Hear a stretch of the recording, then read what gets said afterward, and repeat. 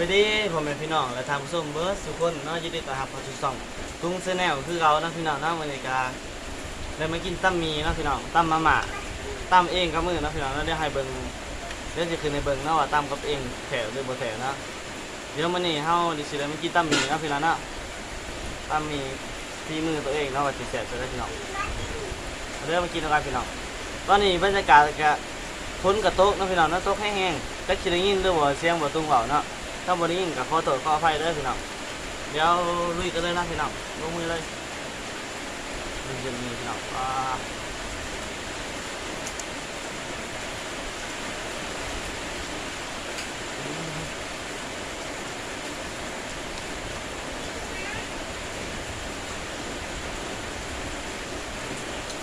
กลับบ้านพี่น้องดูเลย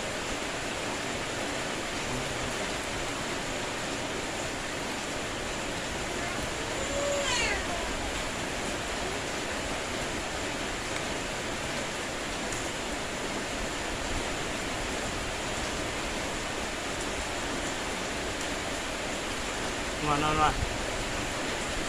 เพิ่งกำลังตกลิ้นนะพี่น้องเนาะ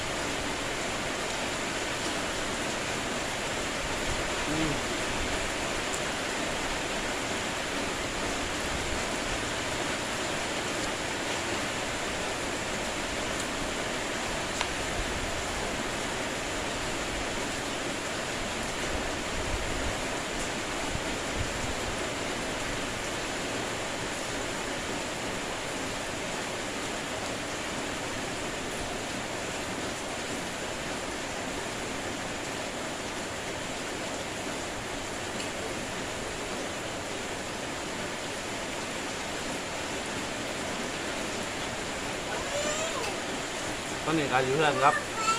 แม่นอกราคาร้านหน่อย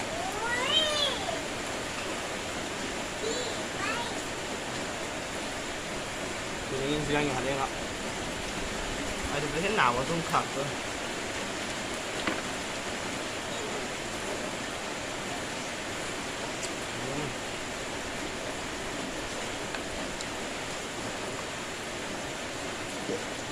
แต่ได้พี่น้องเลย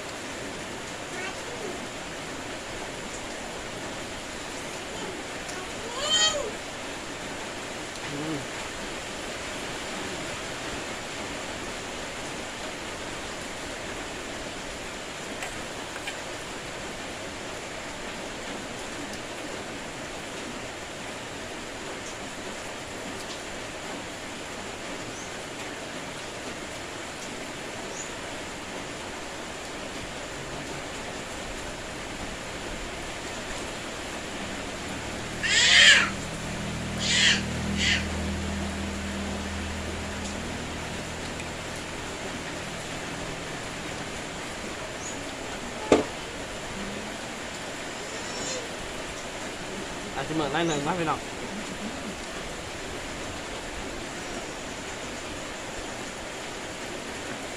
ตัวเฮา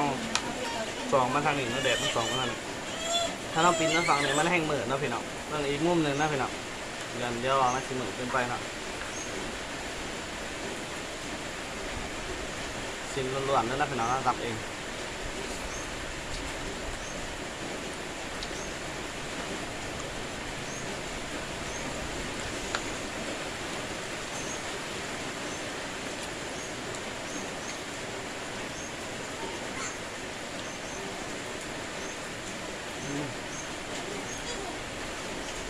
ว้าว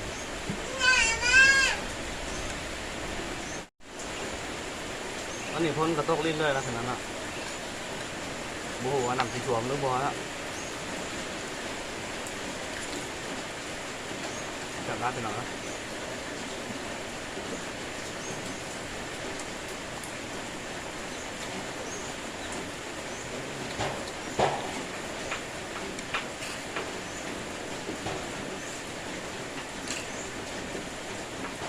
น้องโบ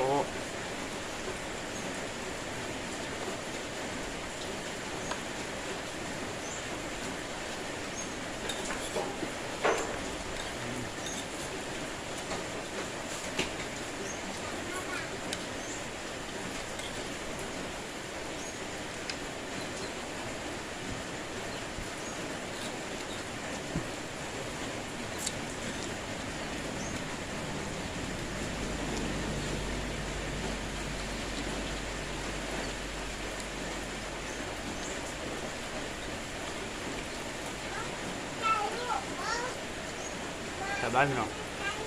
กินกับบรรยากาศเนาะฝนตกนี่แสบครับ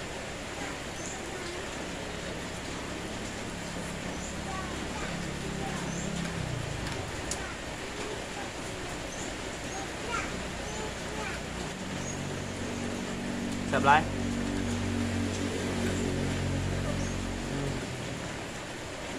ที่แรกว่าสิกินบ่หมดเนาะ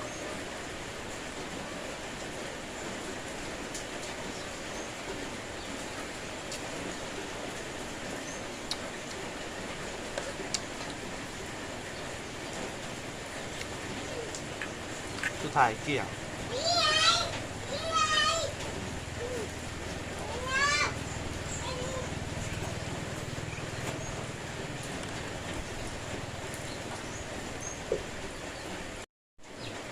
หน่อยเนาะ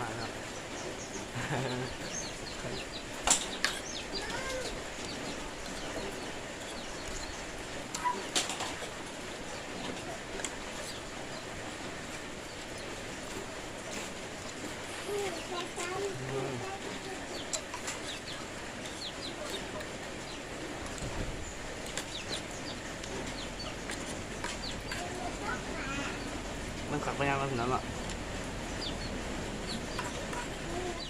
เอามาพี่น้องเขาก็ได้กินเมื่อแดดเป็นทีเรียบร้อยเนาะและคลิปห้างก็สิได้ขอจบเพียงเท่านี้เนาะแล้วก็สิได้ขออำลาพระจากพี่น้องเบิดทุกคนเลยเนาะเพราะว่าตอนนี้ฝนก็เริ่มตกเนาะพี่น้องเนาะเริ่มตกหนักลงมาเรื่อยๆเนาะบรรยากาศก็เย็นสบายเนาะพี่น้องเนาะสำหรับคลิปนี้ก็สิได้มีเพียงเท่านี้นะพี่น้องถ้าเพิ่นมาคลิปนี้ก็ฝากกดไลค์กดแชร์กดติดตามเพื่อเป็นกำลังใจให้บ่าวตุ้งในคลิปใหม่ๆเด้อพี่น้องแล้วก็อย่าลืมกดกระดิ่งเพื่อบ่พลาดคลิปบ่าวตุ้ง Channel เด้อพี่น้องสำหรับคลิปนี้ขอตัวลาไปก่อนบ๊ายบายบอกกันคลิปใหม่เด้อพี่น้อง